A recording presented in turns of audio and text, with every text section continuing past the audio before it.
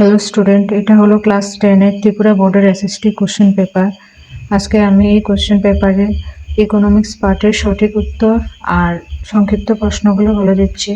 তোমাদের প্রথম যে সঠিক উত্তরটা এসেছিল সেটা হলো, কোনো দেশের উন্নয়ন সাধারণত স্থির করা হয় মাথাপিছু আয়ের ভিত্তিতে, গড় সাক্ষরতার ভিত্তিতে, জনগণের স্বাস্থ্যের অবস্থা, উপরের সবগুলো। এটার উত্তর হবে উপরের সবগুলি, কারণ কোনো দেশের উন্নয়ন উল্লেখিত সবগুলো বিষয়ের উপরে নির্ভর করে।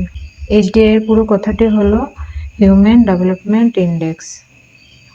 তারপরে এটিএম কোন প্রকার অর্থনৈতিক কাজের উদাহরণ? সেটা হলো পরিষেবা ক্ষেত্র। সরকারি ক্ষেত্রের প্রধান লক্ষ্য হলো জনকল্যাণ এবং নিরাপত্তা।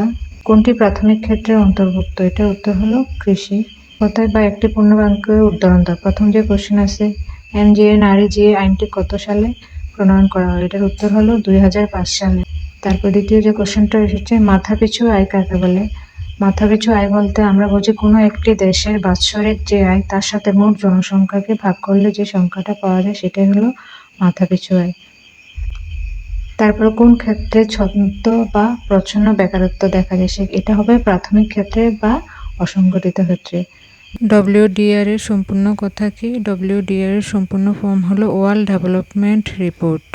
বেসরকারি উদ্যোগ কাকে বলে? বেসরকারি উদ্যোগ হলো একটি অর্থনৈতিক বা ব্যবসায়িক কার্যক্রম যা ব্যক্তি বা কোনো গোষ্ঠী বা সংস্থা দ্বারা পরিচালিত হয়। আর বেসরকারি উদ্যোগের একটাই মাত্র লক্ষ্য হলো, সেটা হলো মুনাফা অর্জন।